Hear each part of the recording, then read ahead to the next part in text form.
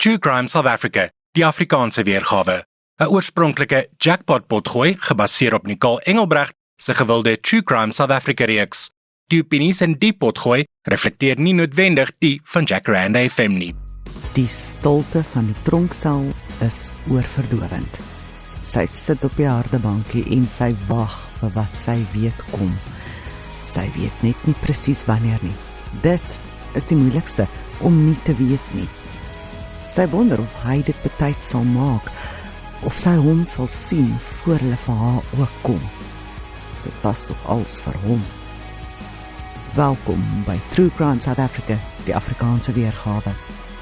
Ek is Gerda de Souza, en hierdie is die verhaal oor die moord op Ria Wolmerans. Soos wat so gereeld die geval is daar nie baie inligting oor die slagoffer in hierdie verhaal nie, terwyl daar wel meer as genoeg beskikbaar is oor die oortreder.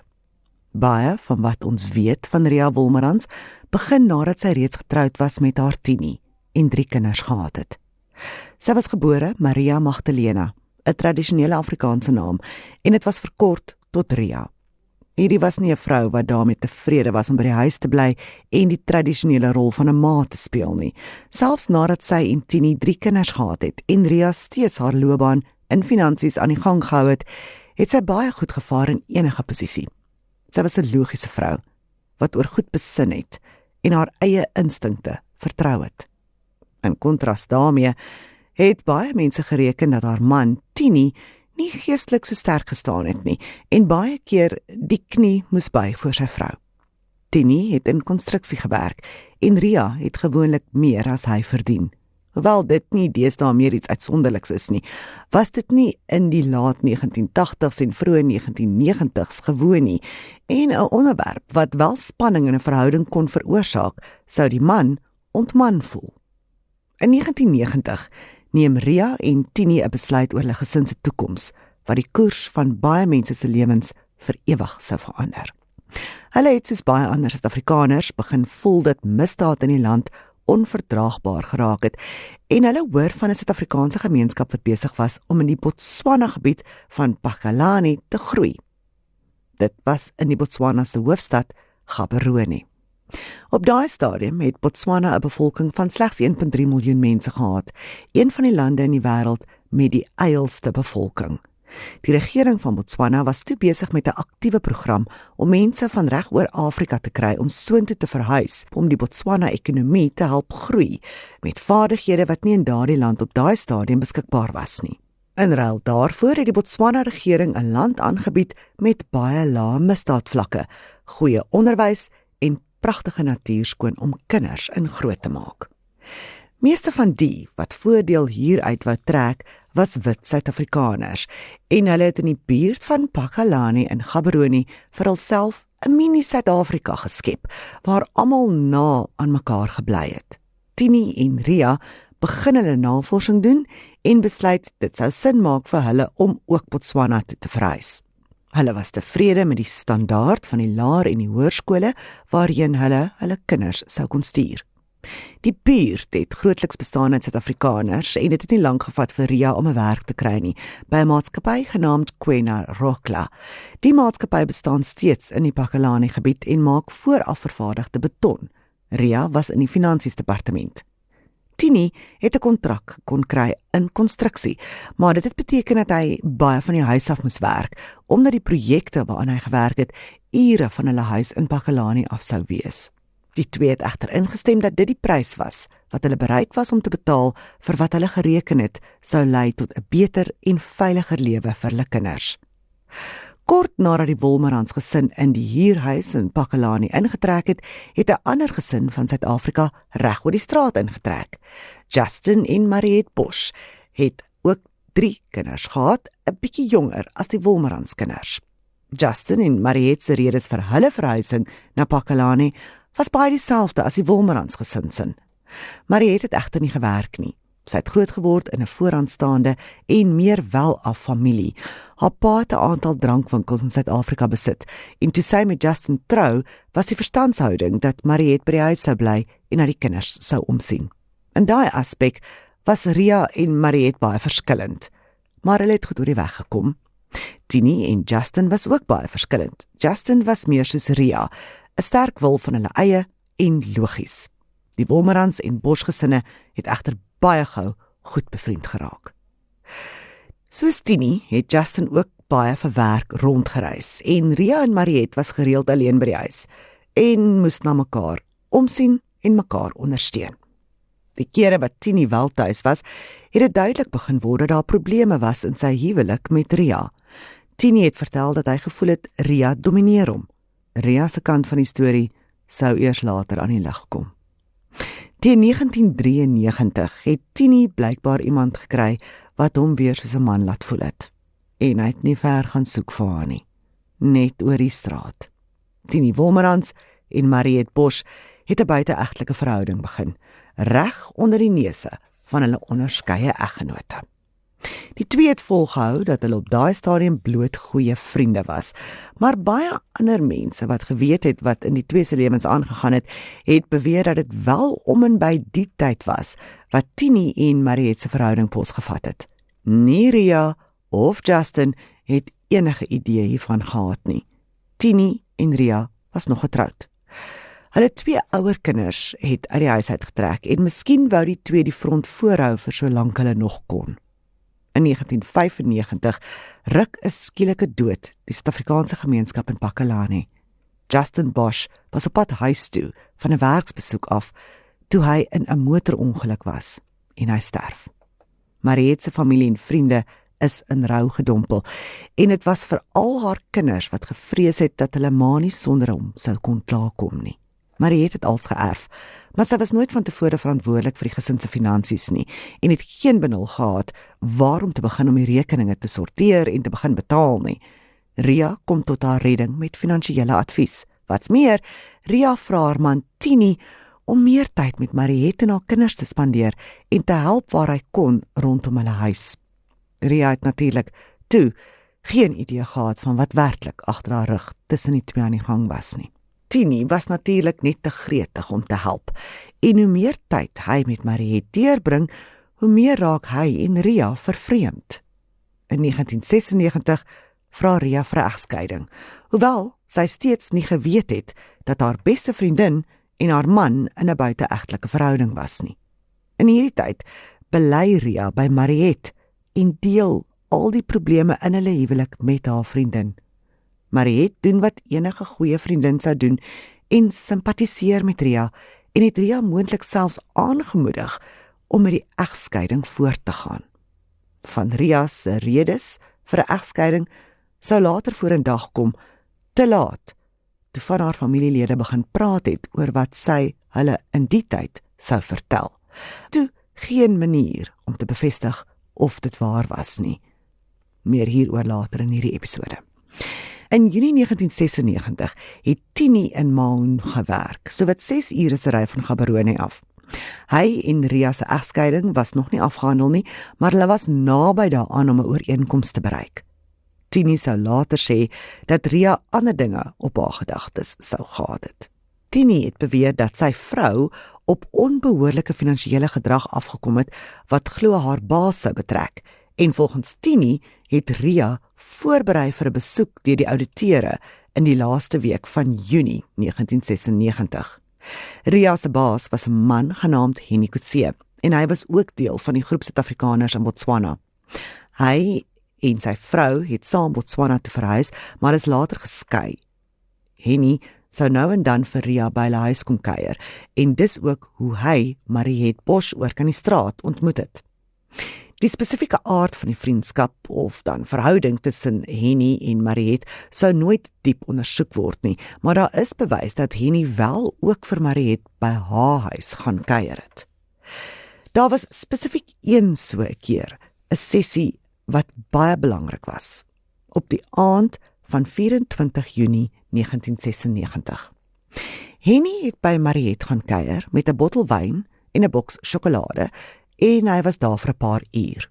Die volgende dag is Mariette Bosch uit Botswana uit en sy kom Suid-Afrika toe. Sy daag uit die bloute by die huis van Dennis Webber op. Hy was Justin se beste vriend en het 'n paar vuurwapens gehad wat aan Justin behoort het. En Dennis wou die vuurwapens na Justin se dood by Mariette koop. Sy wou nie die vuurwapens hê nie. Sy het van tevore 'n geweerskoot afgeskiet en gesê sy beplan om dit nooit weer te doen nie. So, toe sy op Dennis Webber se voorstoep opdaag en vra om haar oorlede man se 9mm pistool te leen, was Dennis onkant gevang.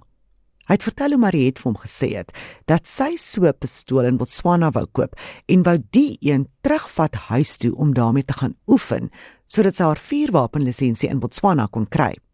Maar dit het nie vir Dennis sin gemaak nie, en hy het meer agterdogtig geraak toe Mariette vir hom sê sy het net 4 rondes ammunisie nodig. Hy hou vol dat dit nie genoeg gaan wees vir haar om mee te oefen nie, en hy oortuig haar om eerder 25 rondes ammunisie saam te vat. Dennis se grootste kommer was egter dat Mariette die vuurwapen onwettig sou terugvat Botswana toe.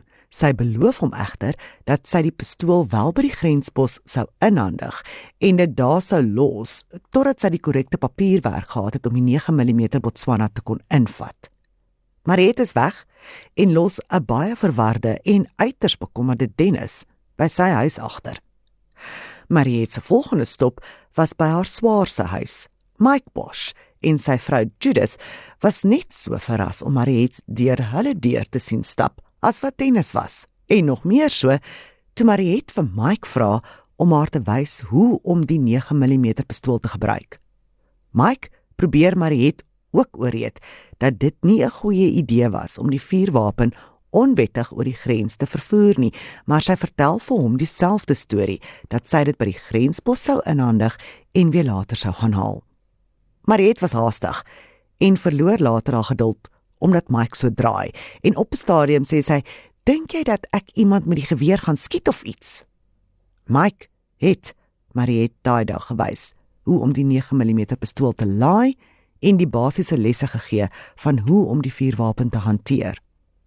Daar was egter nêrens naby sy huis waar hulle dit kon afvuur nie, maar Mariette sê, dis nie nodig nie. Die laaste van Mariette se verrassingsbesoeke daai dag was by haar ma se huis.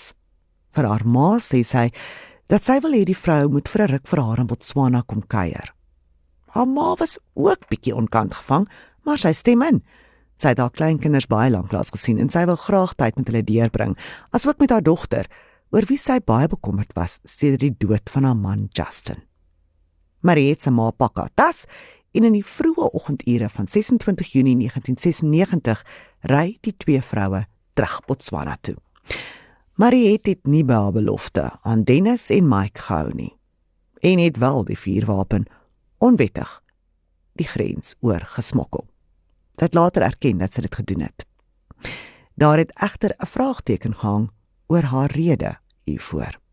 Mariette en haar ma kom laat die middag by haar huis in Pakalani aan.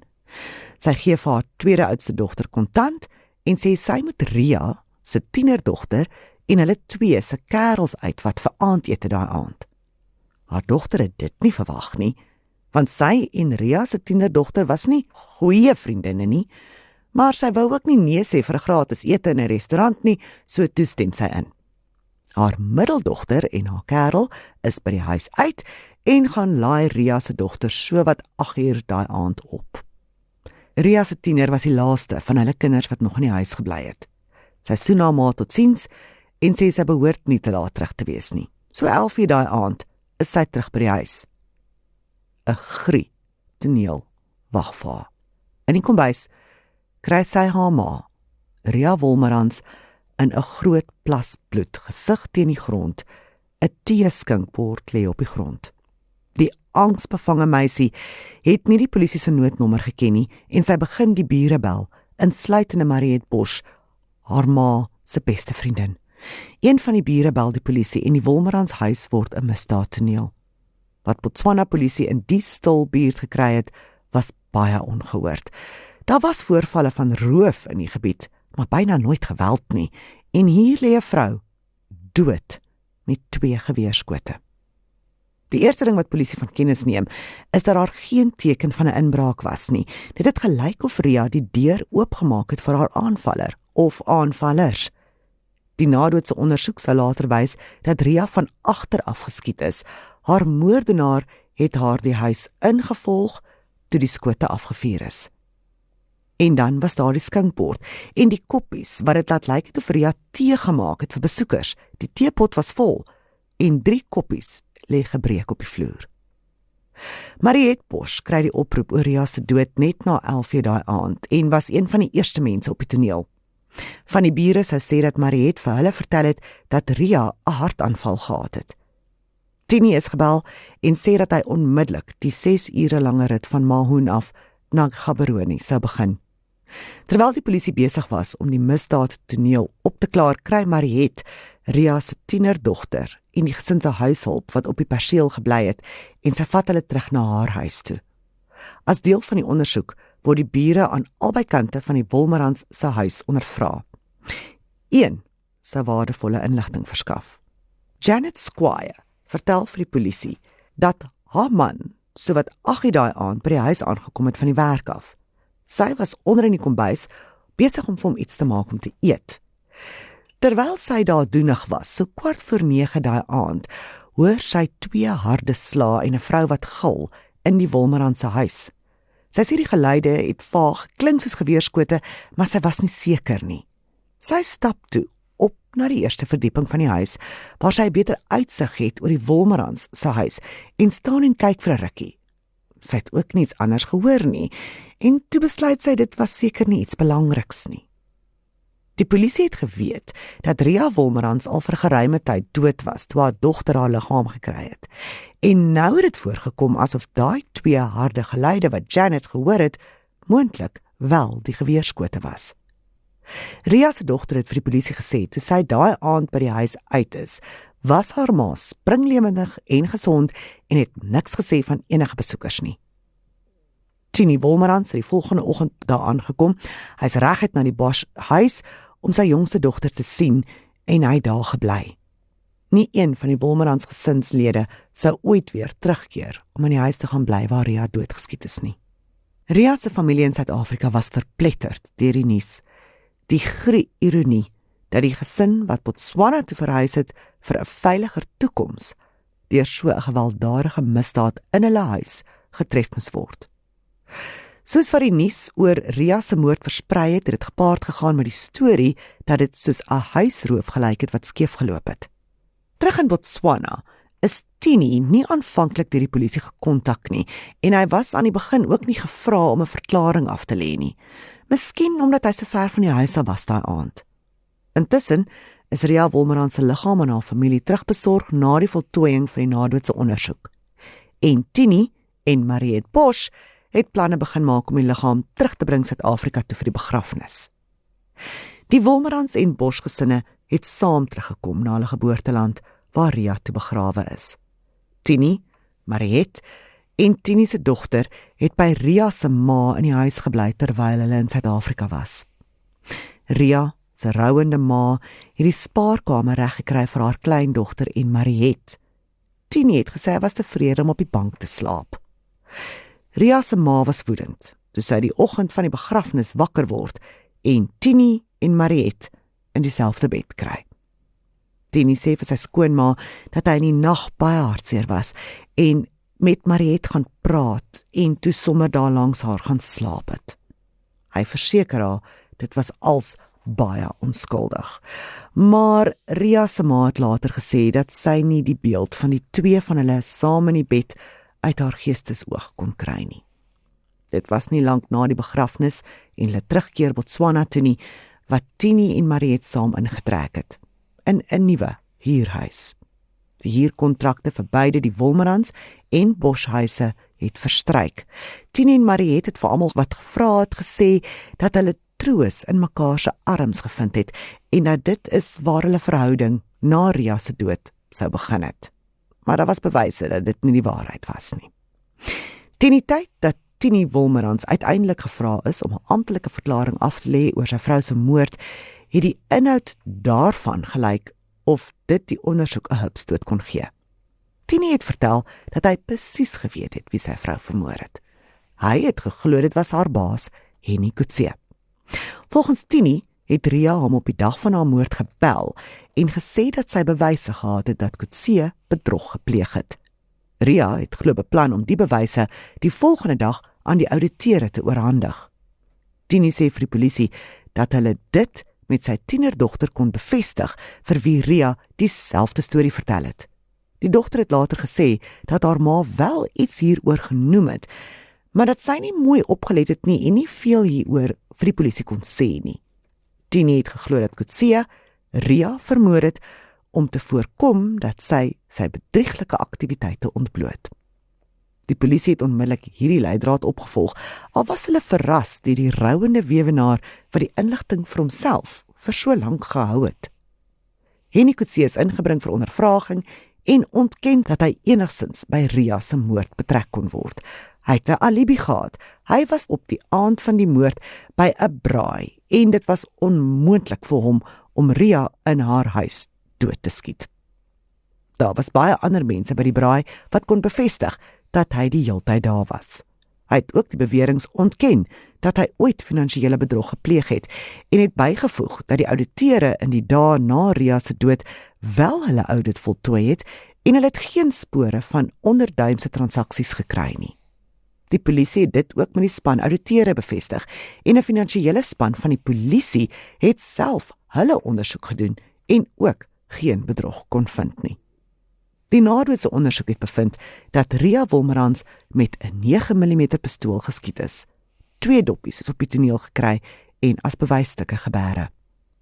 Henny Coetzee het 'n aantal vuurwapens op sy naam gehad. Hy het daarvan gehou om te jag. Hy het ook inderdaad 'n 9mm pistool gehad. Dit het hy als aan die polisie oorhandig vir ballistiese toetse en al die uitslae was negatief. Ria is nie deur een van Henny se vuurwapens doodgeskiet nie. Maar daar was natuurlik die geskinder oor die buiteegtelike verhouding tussen Ria en Mariet en die storie het toe ook die polisie se ore bereik. Maar die tweede het ontken.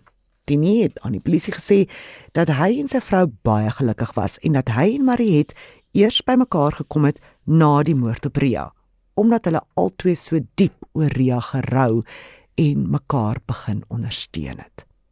Behalwe vir die geskinder, het die polisie nie enige bewyse gehad dat of Tini of Mariet iets met die moord te doen gehad het nie.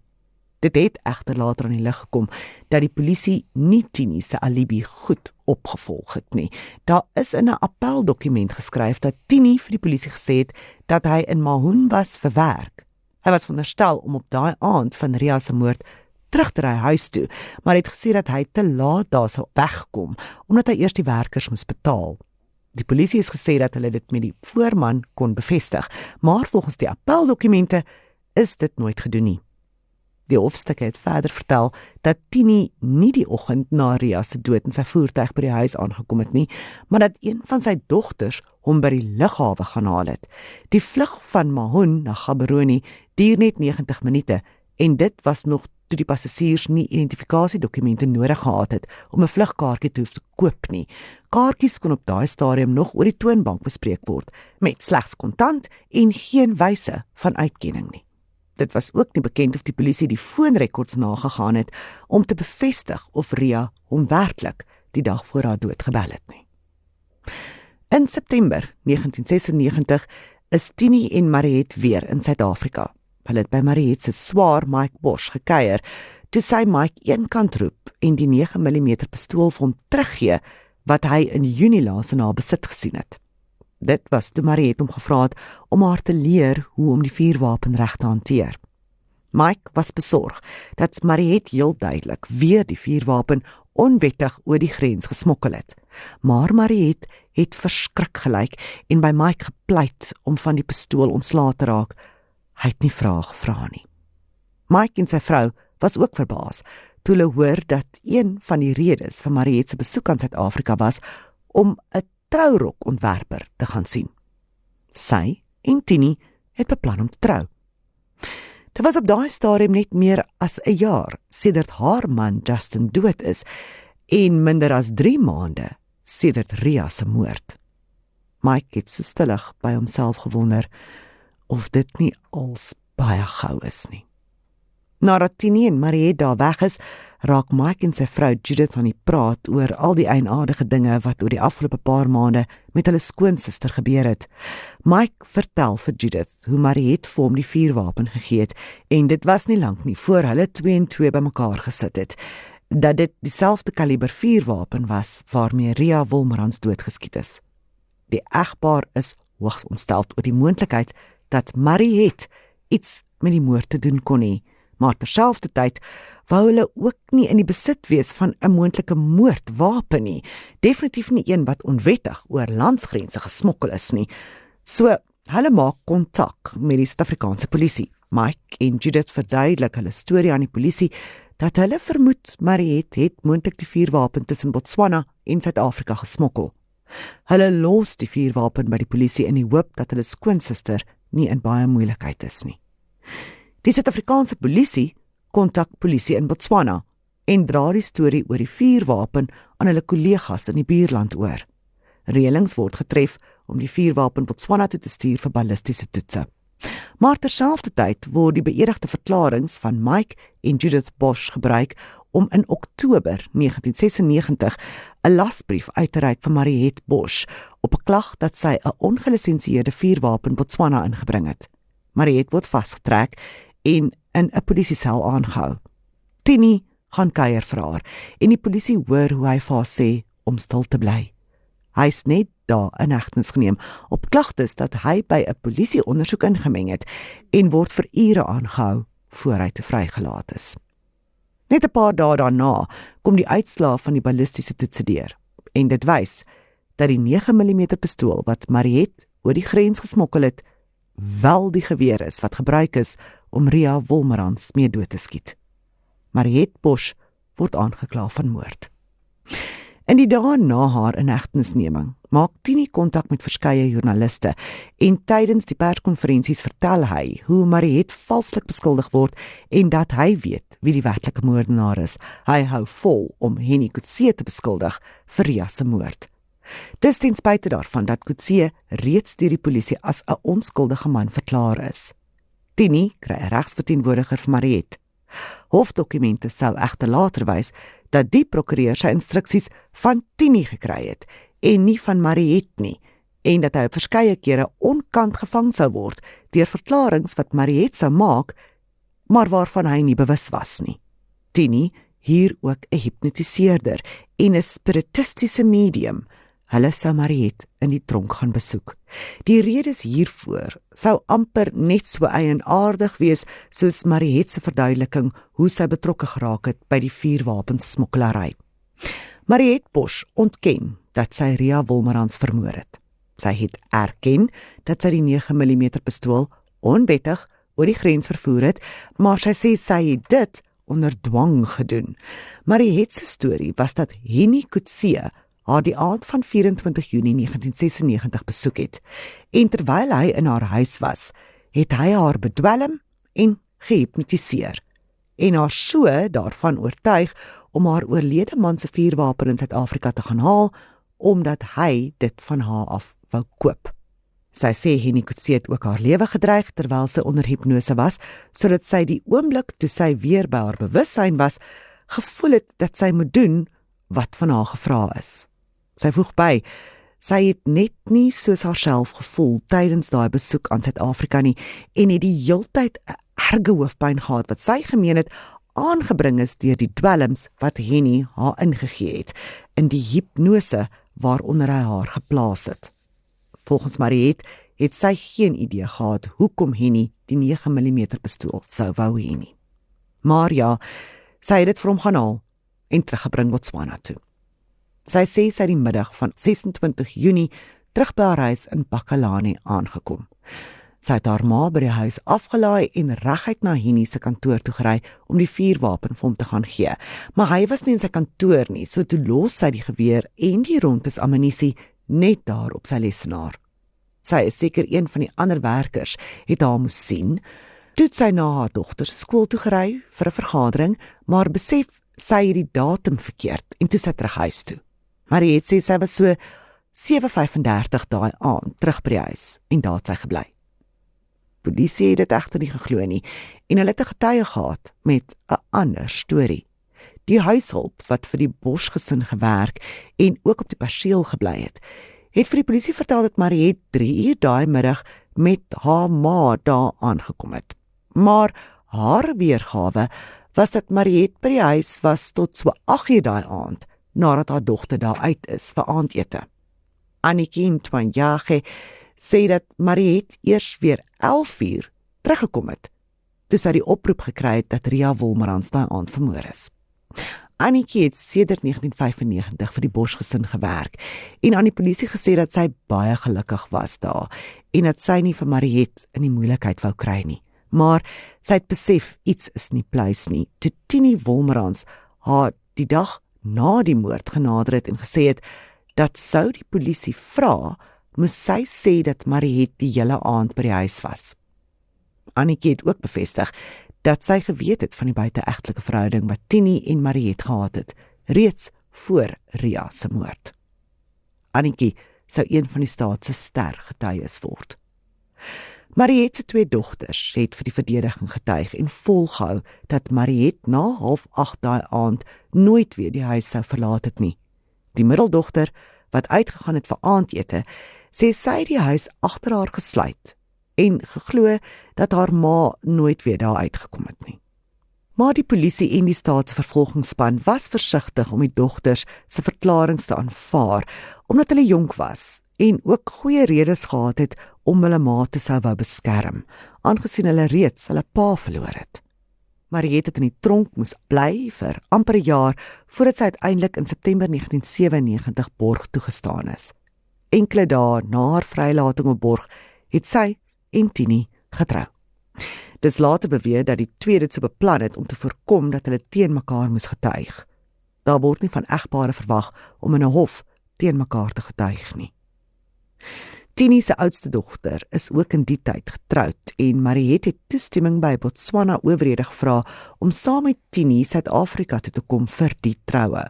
Botswana owerhede stem in, maar hulle het amper hiervoor moes om verskoning vra, want toe Mariet in Suid-Afrika aankom, vergader sy met 'n paar regsvriende en almal beveel haar aan om nie terug te keer Botswana toe nie.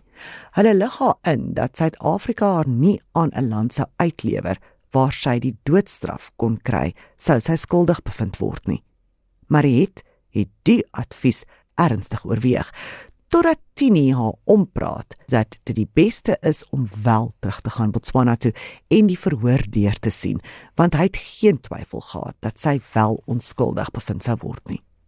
Dit het een van die mees belangrike regsdele van die saak na vore gebring. Die feit dat Botswana steeds die doodstraf oplê vir moord met voorbedagte rade. Botswana is die enigste land in Suider-Afrika wat steeds die doodstraf oplê en het sedert 2019 'n gemiddeld van 1 teregstelling 'n jaar. Hou hierdie in gedagte. Vir nou, terug na 1997, waar Mariet toe kies om wel terug te keer Botswana toe. Daar is sy weer in hegtenis geneem. Dis nie seker hoekom nie, en sy is terug in die tronk en wag vir haar verhoor om te begin. Tini was by haar huis met haar dogters. In Mickey Pistorius se boek Fatal Females skryf sy dat daar wel gerugte die ronde gedoen het dat Tini 'n verhouding sou begin met sy minderjarige stiefdogter. Dit was nou Mariet se jongste dogter. Daai dogter sou op daai stadium sowat 15 of 16 jaar oud wees en Tini sowat 3 keer ouer as sy. Tini het minstens 2 jaar lank reeds die rol van die tiener se pa oorgevat. Mariet het egter niks hiervan gehoor nie. Die Botswana korrektiewe stelsel word baie verskillend bedryf as in Suid-Afrika. Baie min mense is toegelaat om Mariet te besoek. Individue wat op die staat se lys van getuies was, kon nie naby Mariet kom in die aanloop tot die verhoor nie. Sy was byna van die buitewêreld afgesny. Tini het egter kon voortgaan om Mariet te besoek en hy het vir haar regspan betaal. Hy was vol vertroue dat sy onskuldig bevind sou word. Met die aanvang van Mariet se verhoor het die staat verskeie getuies voorgestel. Die eerstes wat verband gehou het met haar verkryging van 'n vuurwapen. Dennis Webber en sy vrou het getuig hoe Mariet die 9mm pistool by hom kom haal het, die dag voor Ria Wolmerans doodgeskiet is. Mike en Judith Bosch het getuig oor hulle interaksie met Mariet wat daartoe gelei het dat hulle op die ou einde die vuurwapen aan die polisie oorhandig het. Die staat het geweet dat Mariet se verdediging sou wees dat sy die vuurwapen gaan haal het namens Henny Coetzee en dat sy sou getuig dat sy onder hipnose was en in vrees gelewe het vir haar lewe. Dis waarom die 4 getuies in besonderhede uitgevra is oor Mariet se gedrag toe sy die geweer gaan haal het. Al 4 het uit hulle eie getuig dat Mariet heel normaal opgetree het, niks ongewoon nie. Sy het nie gekla van enige kopsere nie en dit nie gelyk asof sy bang was vir enige iemand nie. Mike Bosch het wel opgemerk dat Mariet besorg gelyk het toe sy die pistool teruggebring en hom gevra het om dit weg te steek of namens haar te verkoop. Op hulle beurt het die verdediging probeer om Judith Bosch te laat voorkom as iemand wat aspris probeer het om Mariet in die moeilikheid te kry, omdat sy nie van haar gehou het nie. Judith het erken dat sy en Mariet nie die beste van vriendinne was nie en dat sy gevoel het Mariet was nie 'n goeie vrou vir Justin nie. Maar Judith het bygevoeg dat dit steeds vir haar 'n moeilike besluit was om die vuurwapen by die polisie te gaan indien, want sy het geweet dit sou beteken dat Justin en Mariet se kinders daaronder sou ly. Annetjie Chwayage het onder eed getuig dat Tini Wolmerans haar gevra het om te jok oor die nag van Ria se dood. Annetjie Chwayage het onder eed getuig dat Tini Wolmerans haar gevra het om te jok oor die nag van Ria se dood. Sy het ook vertel hoe Tini haar in die maande voor die verhoor genader en gedreig het om haar te vermoor, sou sy teen Mariet getuig. Die verdediging wou dit laat lyk asof Annetjie 'n wrok teen Mariet gehad het, maar die waarheid was dat sy eintlik werkloos was. Hierdie misdaad het daartoe gelei dat Annetjie haar werk verloor het. So sy het nie eintlik 'n rede gehad om stories oor Mariet te moes opmaak nie. In 'n baie hartseer en ontstellende naderdraai is Annetjie in geheime omstandighede dood, 'n paar maande nadat sy in die hof getuig het. Haar dood is nooit as verdag aangeteken nie.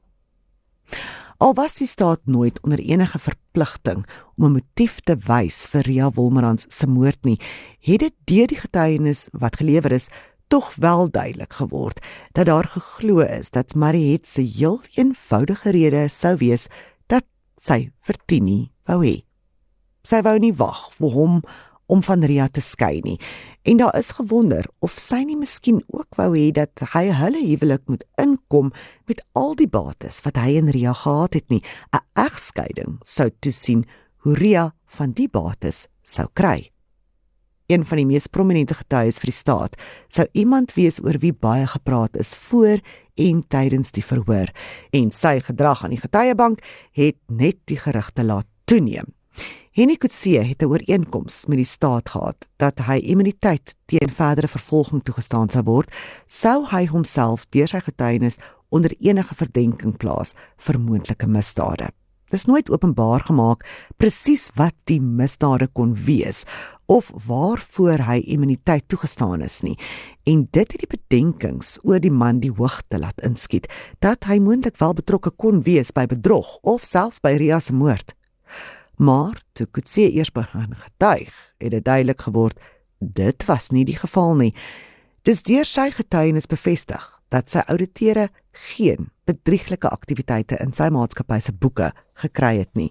Coetzee erken dat Mariet hom op die 24ste Junie uitgenooi het om by haar te kom kuier en dat hy vir haar sjokolade gevat het.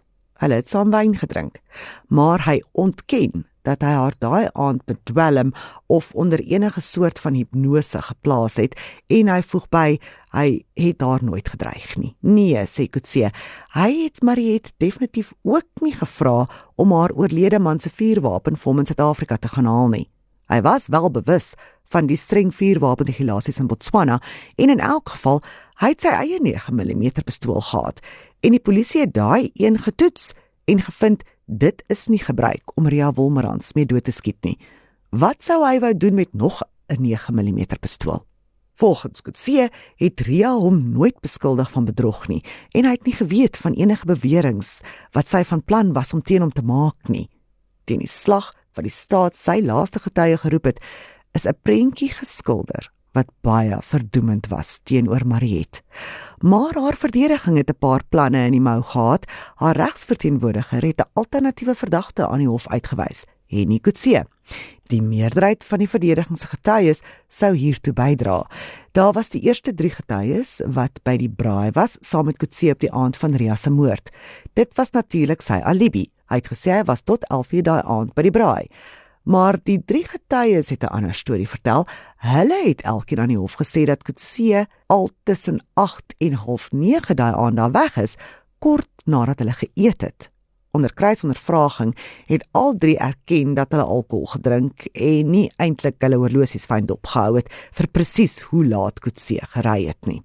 Die geloofwaardigheid van minstens een van die getuies is ook onder verdenking geplaas, toe dit aan die lig gekom het dat die jong man 'n paar dae na die braai deur Coetzee afgedank is oor 'n ander voorval wat plaasgevind het. Die staatsaanklaer het beweer dat die jong man in die hof teen Coetzee getuig het om wraak te neem en dat hy moontlik self so ver gegaan het as om die ander 2 te oorreed dat sy herinnering van die aand en die tyd reg was. Henny Coetzee se ex-vrou het ook vir die verdediging getuig. Sy het vertel van hulle stormagtige huwelik en dat hy met tye gewelddadig geraak en haar selfs met die dood gedreig het, toe sy geweier het om 'n dokument aan hom te gee. Die vrou het ook getuig dat Coetzee haar gekontak het die dag na Ria se moord en gesê het hy die vorige aand, die aand waarop Ria dood is, verby sy ex-vrou se huis gery en gesien dat haar buitelig nie aan was nie. Hy was bekommerd oor haar veiligheid. Coetzee sou aan sy ex-vrou sê dat hy so 10:00 by haar huis verbygery het. Die staat het gevra, as Coetzee inderdaad al 8:30 die aand by die braai weg is, om Ria so wat 15 minute later te gaan doodskiet, hoekom sou hy 10:00 daai aand steeds in die strate rondry en dit vir sy ex-vrou sê? Die verhoor sou later as ietwat van 'n sirkus beskryf word. Als wat elke dag getuig is, het vir hoofnuus gesorg en die openbare galery was elke dag volgepak deur lede van die publiek wat Mariet in lewende lywe wou sien.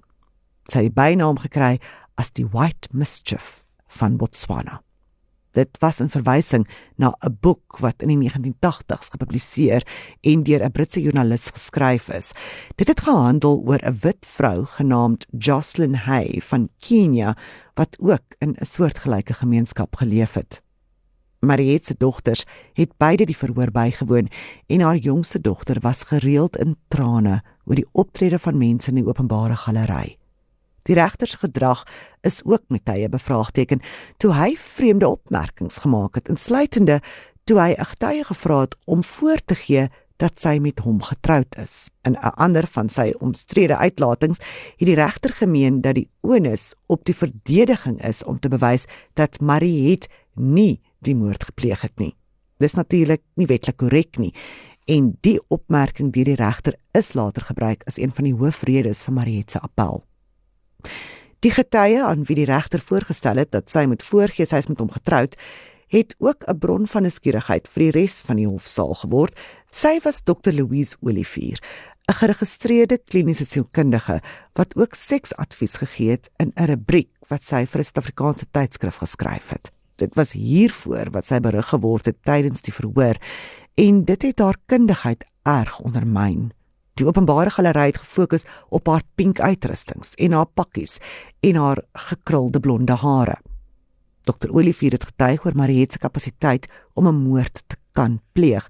Sy het Mariet waargeneem en aan die hof gesê dat die vrou 'n lae IQ gehad het en dat die dokter nie geglo het dat Mariet wel die geesteskapasiteit gehad het om 'n moordplan te kon beraam en uit te voer sonder enige hulp nie. Sy het verder getuig dat dit haar opinie was dat dit wel heeltemal moontlik was dat Mariet wel gevoel het sy is deur Coetzee onder hipnose geplaas en dat sy reken hy Mariet vreesbevange gehad het. Volgens Dr. Olivier was Mariet baie maklik beïnvloedbaar, wat beteken dat dit nie moeilik sou wees om haar om te praat nie en sy moontlik so vreesbevange was dat sy haar greep op haar realiteit verloor het. Die staat het teruggeslaan en aangevoer dat geen van die getuies wat met Mariet in kontak was, toe sy die vuurwapen in Suid-Afrika kom haal het, opgemerk het dat sy vreemd opgetree het nie. Dit is belangrik om hier in ag te hou dat Dr. Mikkie Pistorius in haar boek Fatal Females wel ook geskryf het dat sy met Dr. Olivier se assessering saamgestem het en dat Mariet nie die kapasiteit gehad het om die moord op haar eie te kon beplan en deur te voer nie. Terug by die verhoor het die staat en die verdediging hulle argumente voltooi en Mariet se lot was toe in die hande van die regter. Almal was wel bewus daarvan dat sou sy skuldig bevind word en daar geen versagtende omstandighede was nie, Mariet die doodstraf kon kry. En dit is presies wat gebeur het. In sy uitspraak het die regter bevind dat hy geen versagtende omstandighede kon vind nie en Mariet is skuldig bevind aan moord. Hy het gesê wat Mariet gedoen het was boos en uit pure jaloesie en welis. Hy het nie Dr. Olivier se getuienis aanvaar dat Mariet nie die kapasiteit gehad het om die moord te pleeg nie. Volgens die regter was sy die meesterbrein en die moordenaar en het niemand haar gehelp nie. Mariet Bosch-Wolmerans is in Februarie 2000 die doodstraf opgelê en het gehoor dat sy gehang sou word. Mariet kon appeleer en as dit sou misluk, het sy ook die opsie gehad om vir genade te pleit by die Botswana president. Tini het weer eens by die pers gaan hulp soek met sy mediakonferensies waarin hy beweer het dat sy vrou die slagoffer was van 'n ongeregtigheid. Die ware moordenaar het Tini gemeen was steeds op vrye voet. Nadat sy gevonnis is, het Mariet haar regspan in die pad gesteek en 'n nuwe advokaat aangestel. Dit het later aan die lig gekom dat die verdedigingsadvokaat by Tini gepleit het om 'n verklaring af te lê dat hy Mariet sonder sy wete kon beïnvloed het om sy vrou te vermoor. So 'n verklaring sou moontlik Mariet se lewe kon red. Maar Tini het nooit ingestem nie. In plaas daarvan het haar regspan toe gefokus op die regter se interpretering van die wet en bewyse in die saak en het daarop aangedring dat die regter nie die wet toegepas het nie. Hulle het die regter daarvan beskuldig dat hy klem geplaas het op misgewings wat 'n impak op sy uitspraak kon hê. 3 regters van die Gemene Bond het Mariet se saak hersien. 2 het bevind dat die regter inderdaad wel misgewings tydens die verhoor in sy uitspraak ingesluit het, maar in hulle uitspraak oor die feite voor hulle het hulle nie geglo dat hulle tot 'n ander besluit sou kom nie. In hulle opsommings het die 3 regters bevind dat van die bewyse wel voorgelê kon word as versagtende omstandighede, maar dat die verdediging dit nie gedoen het nie, en dus kon die regter slegs 'n uitspraak lewer oor wat voor hom was. Mariet se appel het nie geslaag nie, en sy het gewag om ter dood veroordeel te word. Terwyl haar appel aangehoor is, het haar regspan ook die dokumente saamgestel waarin hulle by die Botswana president gepleit het om genade. Tini het ook alles gedoen wat hy kon om Mariet uit die doodselle te kry. Hy het by Suid-Afrika se president, toe president Thabo Mbeki, gepleit dat hy 'n versoek aan Botswana stuur om Mariet se lewe te spaar. Mbeki het gesê hy sou dit oorweeg. Botswana se president Festus Mogae het egter nie onmiddellik gereageer op die pleit om genade nie.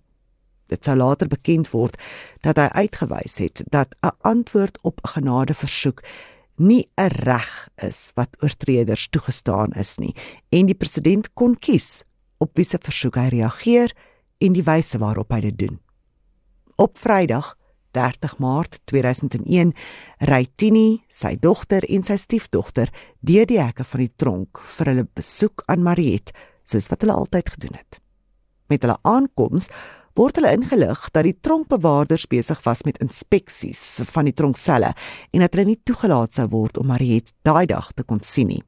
Hulle draai teleurgesteld om, maar hulle hoop dat hulle haar wel die volgende dag sou kon sien. Die volgende oggend klim hulle weer in die kar vir die rit tronk toe. Die karradio is aan en sowat halfpad tronk toe hoor hulle die nuus dat Mariet om 5:30 daai oggend gehang is. Dis later bevestig dat Mariette 24 uur van tevore ingelig is van haar teregstelling. Haar doodskennisgewing is op Vrydag 30 Maart 2001 aan haar voorgelees, die dag waarop haar gesin vir haar moes kom kuier het. In Botswana werk die wet anders. Sy is nie toegelaat om 'n laaste besoek van haar naasbestaandes te hê nie. Sy kon nie haar laaste maaltyd kies nie en sy kon ook nie vra vir 'n kalmeermiddel voor sy gehang is nie. Haar laaste maaltyd was wat ook al daai dag in die tronk bedien is. Haar familie sou nie ingelig word dat sy tereggestel gaan word nie. Mariette se familie was natuurlik heel verstaanbaar woedend, dat sy so vinnig gehang is. Haar regsverteenwoordiger het aan die media gesê dat daar ander gevangenes in die doodstelle van Botswana was, wat al vir jare gewag het om tereggestel te word. Owerhede in Botswana het gesê dat hulle volgens die wet in hulle land onder geen verpligting was om die gevangenes se familie in te lig van die geskeduleerde teregstelling nie. Hulle het bygevoeg dat president Mogae hulle daardie week by monde ingelig het dat hy geen genade vir Mariette sou toon nie en dat hulle nie verplig is om daai verwikkelings aan die gevangene of haar regspan oor te dra nie. In 'n hartseer ironie het president Mbeki op Maandag 2 April 2001 aangekondig dat hy wel persoonlik by Botswana se president Mogae sal pleit vir genade vir Mariette. Hy is egter vinnig ingelig dat dit te laat was. In lyn met die Botswana wet is Mariette se liggaam nie aan haar familie oorhandig om begrawe te word nie. Haar oorskot is begrawe in 'n ongemerkte graf iewers in die tronk se begraafplaas. 'n Humanitêre organisasie in Botswana het geëis dat Mariette Bosch-Wolmerans se teregstelling ondersoek word. Toe die proses uiteindelik klaar is daar bevind dat die regering dit wel meer delikaat kon hanteer het. Maar die ondersoekspan het tot die slotsom gekom dat geen van Mariette se regte egter geskend is nie en geen wette is oortree nie. En sover dit hulle aangegaan het, was dit die einde van die storie. Maar die persoonlike verwoesting was nog ver van verby af, aan albei kante. Mariette se familie en vriende het gesoek na afsluiting, terwyl Ria se familie gewonder het of reg en geregtigheid werklik geskied het. En baie mense het gewonder of Mariette werklik die moord alleen beplan en deurgevoer het. Dit het aan die lig gekom dat Mariette die kans gegee is om staatsgetuie te draai met haar aanvanklike inhegtenisneming en sy dit van die hand gewys. Toe haar familie haar vra hoekom sy daai besluit geneem het, het sy glo gesê sy kon dit nie doen nie. Hy was te goed vir haar. En daar was nog vrae en meer inligting wat vorendag gekom het, wat net meer twyfel gesaai het. Soos die feit dat Ria in 1995 die egskeidingsadvokaat gaan sien het, omdat sy gesê het dat Tini probeer het om haar te vermoor. Sy het na bewering aan haar suster gesê dat sy een aand wakker geskrik het met Tini wat besig was om haar met 'n kussing te versmoor. Haar harde gegil het daartoe gelei dat een van hulle dogters kom kyk het of daar iets verkeerd is en toe stop Tini. Die vervolging het natuurlik geglo dat Mariette daai aand by haar huis uit is met die geweer en na Ria se huis toe waar sy voorgegee het sy wou gaan kuier. Ria is kombuis toe om vir hulle tee te maak, maar toe sy omdraai en in die gang begin afloop met die skinkbord, het Mariette haar 2 keer van agteraf geskiet. Getuies op die toneel het egter 'n ander storie vertel, dat daar 3 koppies op die skinkbord was. As dit wel die geval was, vir wie was die 3de koppie dan? Na betragting laat dit lyk asof Mariette haar ma in Suid-Afrika gaan haal het as deel van haar plan. Sy het geweet wat sy wou doen en dat dit moontlik chaos in haar huis sou saai. Sy wou moontlik haar ma daar hê om te help om na haar tienerkinders om te sien. Tini se jongste dogter het ook later vertel hoe haar pa haar instruksies gegee het om die egskeidingsdokumente in haar ma se lesenaar te gaan haal en dit te vernietig voor die polisie die huis deursoek het. Hy wou glo nie hê dat die polisie weet dat hulle huwelik aan skerwe was nie. Die gerugte oor Tini se beweerde verhouding met Mariette se jongste dogter het na haar dood steeds die rondes gedoen en in haar boek skryf Mickey Pistorius dat die twee 'n paar maande na Mariette se teregstelling op 'n strand in Suid-Afrika opgemerk is. Hulle het hande vasgehou.